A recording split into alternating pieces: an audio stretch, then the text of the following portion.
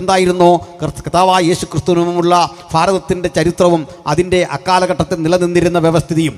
ചിലരെങ്കിലും ചിന്തിക്കുന്നത് പോലെ, ചിലരൊക്കെ നമ്മെ തെറ്റിദ്ധരിപ്പിക്കാൻ ശ്രമിക്കുന്ന പോലെ ഇന്ത്യ പൗരാണിക കാലത്ത് ഏതെങ്കിലും ഒരു മതത്തിന് വിധേയമായിരുന്നില്ല.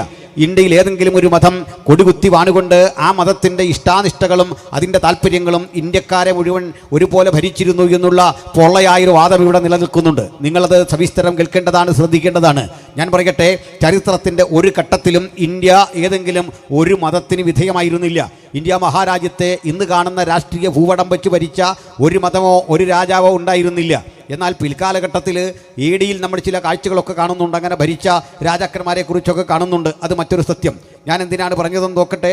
ഇന്ത്യയിലെ പ്രബല മതങ്ങളൊക്കെ ഇന്ത്യയിലേക്ക് കാലത്തിൻ്റെ ഏതെങ്കിലും ഘട്ടത്തിൽ കടന്നു കയറി വന്നതാണ്. കൈബർ ചുരം കടന്ന് കാലുതീറ്റാൻ ഇന്ത്യയിലേക്ക് വന്ന പൗരാണികന്മാരുണ്ട്. അവരൊക്കെ ഇന്ത്യയിൽ വാസമുറപ്പിച്ചിട്ട് തദ്ദേശീയമായ ഇന്ത്യയുടെ സംസ്കാരം, അതിൻ്റെ ചരിത്രം തങ്ങളോട് കെട്ടിപിണഞ്ഞ് കിടക്കുന്നു എന്ന് ഏതെങ്കിലും തരത്തിൽ വാചക കസർത്ത് നടത്താറുണ്ട്. സംവാദവേദികളിൽ, ചർച്ചാവേദികളിൽ ഇത്തരം വാചക കസർത്തുകൾ തകർന്നടിയുന്ന ഒരു കാഴ്ച നിങ്ങൾ കണ്ടിട്ടുണ്ട്. കാരണം ഇന്ന് കെട്ടിപ്പൊക്കിക്കൊണ്ടിരിക്കുന്ന അത്തരം ചിന്താധാരകൾ അപ്രസക്തമാണ് എന്ന് ആധുനിക പഠനങ്ങൾ, ആധുനിക ഗവേഷണങ്ങൾ തെളിയിച്ചിട്ടുണ്ട്. ഞാൻ അതിലേക്ക് കടക്കേണ്ടതില്ല. കാരണം ഇന്ത്യയുടെ പൗരാണികമായ ചരിത്രം അടിയുറച്ചിരിക്കുന്നത് ഒരിക്കലും ഈശ്വരവിശ്വാസത്തിലല്ല. ഇന്ത്യയിലെ പൗരാണികന്മാർ ദൈവത്തെപ്പറ്റിയോ അതീന്ദ്രിയ ശക്തിയെപ്പറ്റിയല്ല പറഞ്ഞത്.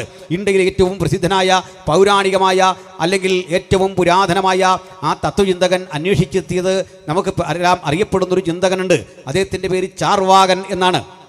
ചാർവാകൻ എന്നറിയപ്പെടുന്ന ഇന്ത്യയുടെ പുരാതന മഹർഷി, ഒരു പൗരാണികനായ മഹർഷി യുഗലോകത്തെ പഠിപ്പിച്ചത് ദൈവത്തെ പറ്റിയല്ല.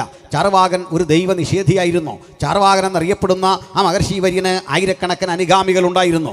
വെയിലിനെപ്പറ്റി, മഴയെപ്പറ്റി, ഇഴഞ്ഞു നീങ്ങുന്ന പാമ്പുകളെപ്പറ്റി, ഉദിച്ചുയരുന്ന സൂര്യനെപ്പറ്റി, മരണത്തെപ്പറ്റി, ജനനത്തെപ്പറ്റി ചാർവാകൻ്റെ അന്വേഷണങ്ങളെല്ലാം ശാസ്ത്രത്തോടേറെ ഒട്ടി നിൽക്കുന്നതും ആധുനികരായ യുക്തിവാദികൾക്കും നിരീശ്വരന്മാർക്കും ഹരം പകരുന്ന വിധത്തിലുമുള്ളതായിരുന്നു. ചുരുക്കത്തിൽ ഇന്ത്യയിൽ രൂപപ്പെട്ട ഏറ്റവും ശ്രേഷ്ഠമായ ദാർശനിക പദ്ധതിയായ ചാർവാകൻ്റെ മതത്തിൽ ദൈവമില്ല. പിന്നെ ഇന്ത്യയിൽ രൂപപ്പെട്ട മറ്റൊരു മതം ബുദ്ധമതമാണ്. ആ ബുദ്ധമതത്തിൽ ദൈവത്തെക്കുറിച്ച് പരാമർശമില്ല. പിൽക്കാലത്തെ ബുദ്ധൻ്റെ അനുഗാമികൾ ദൈവത്തെക്കുറിച്ച് പറഞ്ഞിട്ടുണ്ടാകാം, ആ അനുഗാമികളിൽ ദൈവവിശ്വാസമുണ്ടാകാം. പക്ഷേ ബുദ്ധൻ അങ്ങനെ പഠിപ്പിച്ചിട്ടില്ല. ബുദ്ധൻ്റെ ചിന്താധാരയിൽ എവിടെയും അതീന്ദ്രിയമായൊരു ശക്തിയെക്കുറിച്ചില്ല. ഇനി മറ്റൊന്ന്, വർദ്ധമാന മഹാവീരൻ എന്നറിയപ്പെടുന്ന ജൈനനാണ്. ജൈനൻ്റെ മതത്തിലും ദൈവവിശ്വാസമില്ല. ചുരുക്കത്തിൽ ഇന്ത്യയിൽ രൂപപ്പെട്ട തത്വചിന്താ പദ്ധതികൾ 3 എണ്ണമാണ്. 1 അത് ചാർവാകമതം, 2 ജൈനമതം, 3 ബുദ്ധമതം. ഈ 3 തത്വസംഹിതകളിലും 3 മതങ്ങളിലും ദൈവത്തെക്കുറിച്ചോ അതീന്ദ്രിയ ശക്തികളെക്കുറിച്ചോ കാര്യമില്ല, ചിന്തയില്ല. ചുരുക്കത്തിൽ ഇന്ത്യയുടെ പൗരാണികത നിലയുറപ്പിക്കപ്പെട്ടിരിക്കുന്നത് ആധ്യാത്മികതയിലല്ല, ദൈവനിഷേധത്തിലാണ്. അപ്പോൾ അങ്ങനെ